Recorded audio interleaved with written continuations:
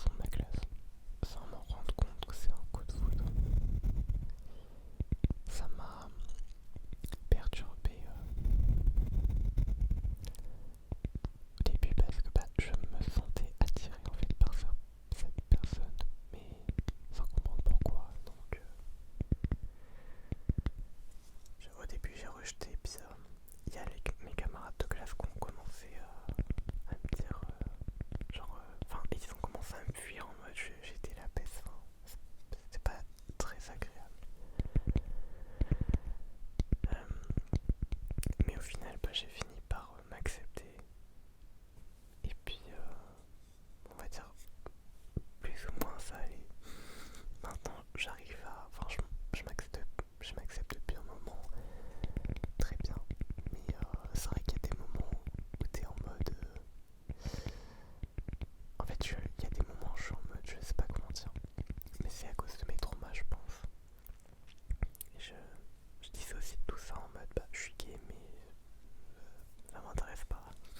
Je sais pas comment expliquer. J'ai pas envie de me plonger dedans. Voilà. J'adore le tapping avec ce couvercle de bougie. Maintenant, 3 questions de Marius. Ton red flag numéro 1 chez quelqu'un. C'est simple. Si une personne joue le chaud et le froid, voilà, ça c'est mon red flag. Pour avoir expérimenté ça il y a pas si longtemps, je trouve ça horrible. Genre vraiment, en fait je pleurais. La personne me disait, genre, me faisait plein de reproches. Et puis, du jour au lendemain, genre après tout allait bien, etc. Pour moi c'est littéralement incompréhensible, genre vraiment. Et puis jouer le chaud et le froid, là je fais ça plusieurs fois.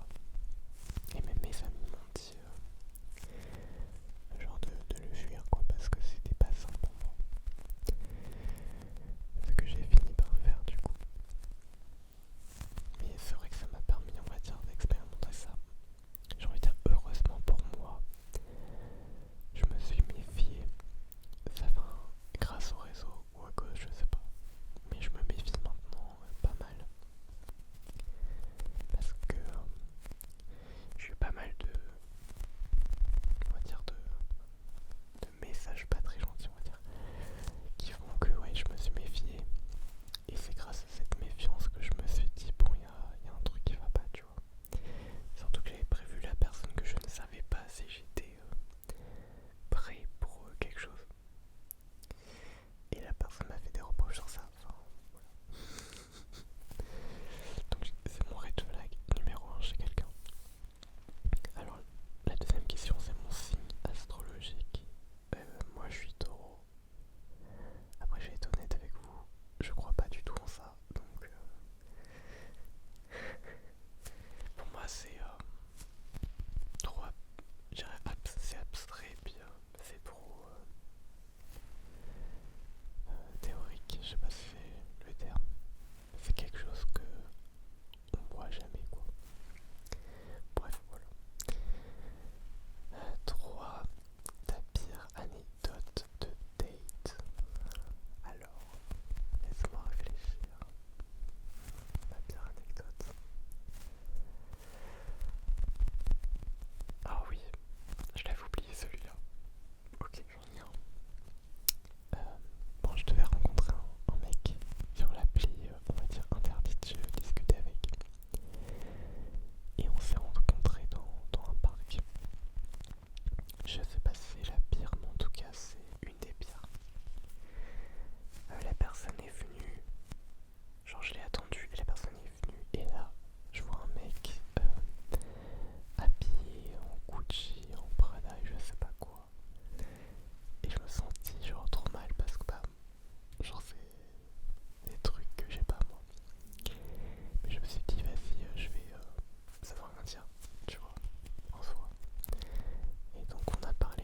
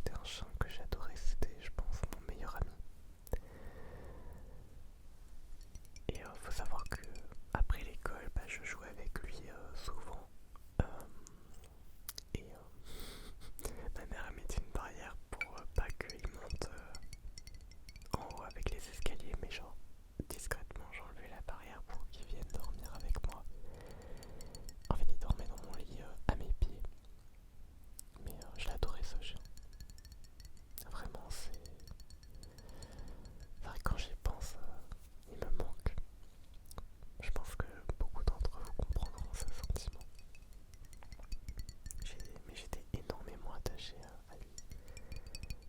Et le jour où je l'ai perdu, j'ai beaucoup pleuré. J'ai beaucoup pleuré. Enfin, voilà. Maintenant, 3 questions de Zoé. Comment tu gères tous les haters? C'est vrai qu'au tout début, c'est principalement sur Twitch que je me souviens, mais j'ai essayé beaucoup de comprendre en fait pourquoi ils agissaient comme ça, parce que pour moi c'est pas logique. Et au final j'ai arrêté parce que ça sert à rien d'essayer de comprendre quelque chose qui n'est pas compréhensible entre guillemets. Mais c'est vrai que ça a été compliqué au début. Et puis maintenant, excusez-moi le téléphone s'est éteint. Maintenant je dirais que ça m'est entre guillemets égal dans le sens que le seul truc c'est que ça me gonfle que ça prenne de la place dans le chat quoi. Mais sinon ça m'atteint plus du tout. Heureusement j'ai de merveilleux modérateurs. Merci à vous. J'ai de merveilleux modérateurs qui m'aident pas à gérer le live, etc. Alors, il n'y a pas que des haters hein, qui sont il y en a qui respectent pas les règles des lives. Mais sinon, ouais, pour les haters en tout cas, ça m'atteint plus quoi. Il y a des moments où je vais clasher parce que c'est marrant. Voilà. Et puis ça défoule. Genre ça m'atteint pas, mais vous voyez, ça me gonfle quoi de voir toujours les mêmes choses apparaître. En fait, ces personnes-là ne se rendent même pas compte que leur manière de penser est identique aux autres, ce qui veut dire que ce sont des moutons. Ce qui fait peur. Mais j'ai fini par m'en passer, on va dire. Voilà. Deuxième question. Depuis combien de temps tu t'es lancé dans les SMR? Comme je l'ai dit, je m'en suis lancé il y a 4 ans. Voilà. Et troisième question. Comment tu gères l'organisation avec les lives, vidéos à poster, etc. Pour les lives en tout cas, il y a un rythme. Donc c'est tous les dimanches soirs ou jeudi soir à partir de 22h sur YouTube et Twitch et 22h15 sur TikTok. Par contre les vidéos, il n'y a pas vraiment de planning. Normalement c'est tous les vendredis soirs à partir de 21h. Mais, et il y a un grand mais, c'est que je suis pas régulier. Comme vous pouvez le voir, ça fait plus d'1 mois que j'ai pas sorti de vidéo. Et le fait est que, en fait, là je suis chez mes parents, vous voyez, j'habite chez mes parents. Avant j'habitais dans mon appart étudiant. Et dans tous les cas, il y a du bruit en fait constamment. Je sais que je pourrais être régulier en vidéo le jour, mais c'est le truc, le jour où je rentre chez moi, où c'est tranquille. Et en ça, j'envie énormément Vanouki et Altean, qui du coup vivent de l'ASMR et peuvent, ont la chance, on va dire, d'avoir un endroit tranquille.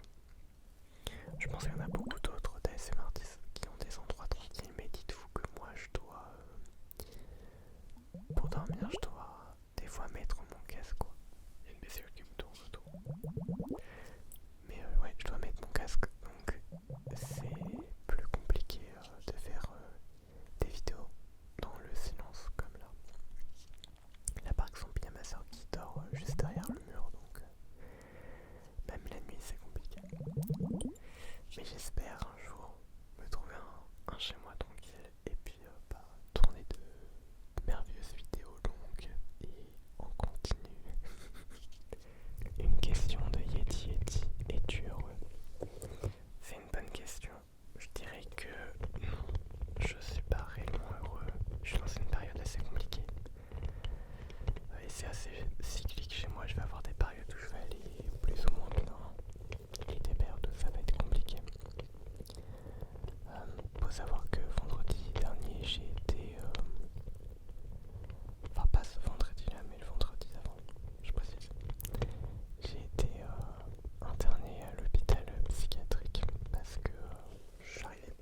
à dormir, je faisais énormément de crises et c'était pas des crises d'angoisse mais d'autres crises qui faisaient que ça devenait compliqué pour moi on va dire de fonctionner normalement.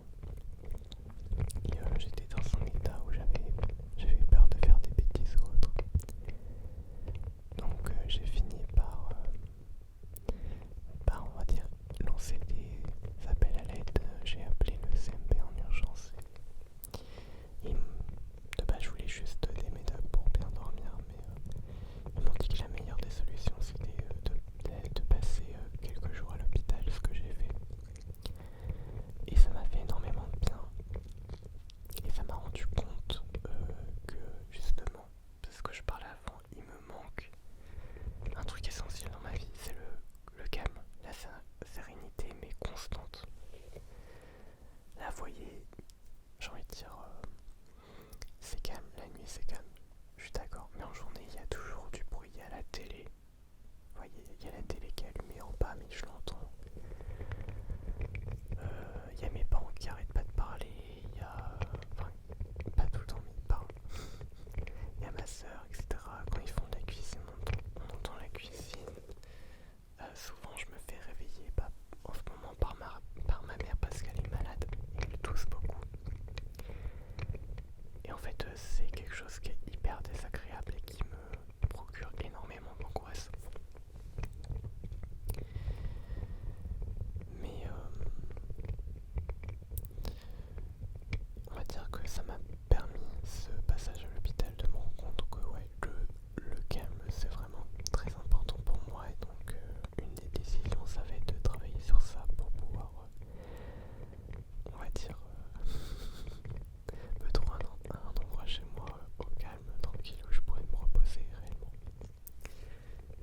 Et j'espère pouvoir trouver cet endroit rapidement. J'ai mon écouteur qui arrête pas de tomber.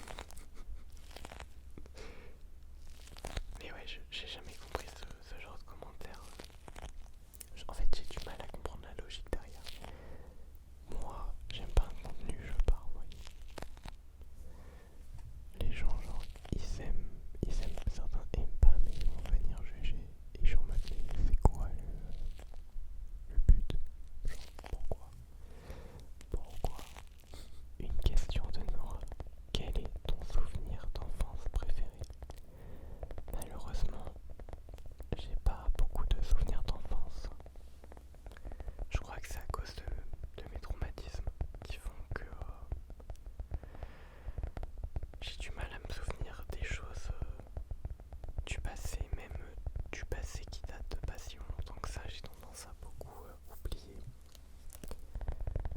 Je sais pas pourquoi, je sais que je suis beaucoup dans ma bulle et c'est peut-être une des raisons. Mais ouais, j'ai beaucoup tendance à oublier les choses. Mais je dirais, si je devais choisir peut-être quelque chose, là, avec la réflexion,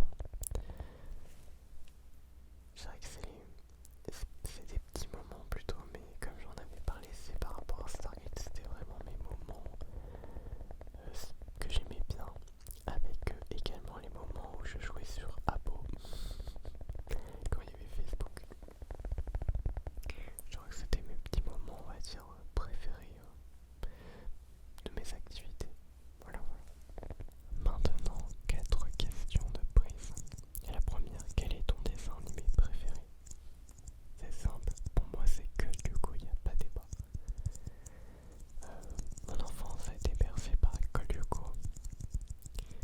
Je regardais beaucoup Gulli avant. Et je sais pas pourquoi, mais ça m'a beaucoup marqué. Même aujourd'hui, de temps en temps, je regarde. J'ai des périodes comme ça où je regarde en fait de nouveau ce dessin animé qui m'a beaucoup touché. Je pense que c'est aussi parce que il y avait toute cette bande avec pas de potes en fait qui se sont rassemblés pour contrer le danger. Ce qui venait en fait me conforter parce que j'étais quelqu'un qui était vraiment dans sa bulle et moi j'imaginais mon propre monde où j'étais, on va dire, celui qui est en haut. Vous voyez. Et du coup genre je créais des dangers etc. Et ça rejoignait beaucoup et du coup bah moi dans mon imaginaire je me suis beaucoup intégré comme si j'étais un Lyoko guerrier, vous voyez. Et je pensais aussi cette partie des amis. Pour moi c'est une des choses qui font que j'adore cette série. Tout est lié autour de l'amitié, un peu de l'amour. D'ailleurs ça c'est frustrant qu'ils sortent jamais ensemble vraiment. Aelita et... qu'est-ce que j'ai Ulrich et... Je suis perdu. Ulrich et Yumi, c'est un des points qui est frustrant parce que on les voit jamais. En fait il y a toujours ce truc mais ils se sont jamais sortis, même dans Evolution. Evolution étant critiquée par beaucoup, mais moi je me dis c'est toujours mieux que de rien avoir. Moi j'aime autant Evolution que Code Lyoko de base. Enfin je préfère Code Lyoko de base quand même, mais Evolution ça va, j'aime bien. La deuxième question, quelle est ta musique préférée? C'est Pourquoi tout perdre de Lenny Kim. Et je réponds également à la quatrième en disant que Lenny Kim c'est ma célébrité préférée. C'est une musique qui parle en fait du S, UI, ID, voilà, pour pas me faire démonétiser. Mais ça parle de ce sujet-là et c'est un sujet vraiment, on va dire, qui m'a énormément touché par rapport à mon vécu. Et j'ai beaucoup pleuré sur cette musique et même à l'heure actuelle j'ai du mal à me retenir de pleurer. Et c'est vraiment Lenny Kim, c'est mon artiste préféré parce que il m'a beaucoup fait du bien sur un moment. Après, j'aime beaucoup également ça, c'est ou Mylène Farmer ou Lady Gaga. Enfin, ça dépend en fait des moments de mon humeur. Mais Lenny Kim reste mon préféré. Et quel est ton artiste préféré? Moi, c'est Dodo ASMR. Dodo ASMR, je pense, c'est vraiment celle avec qui je reviens souvent. Faut savoir que ma maman est handicapée maintenant, mais pendant une période elle était malade. Et il y a 3 ans, elle a eu une sorte de rechute. Et je me souviens très bien que c'est les vidéos de Dodo ASMR qui m'ont beaucoup aidé. Avec également Famuse, que certains auront peut-être connu. Mais Dodo ASMR avec ses roleplays PLA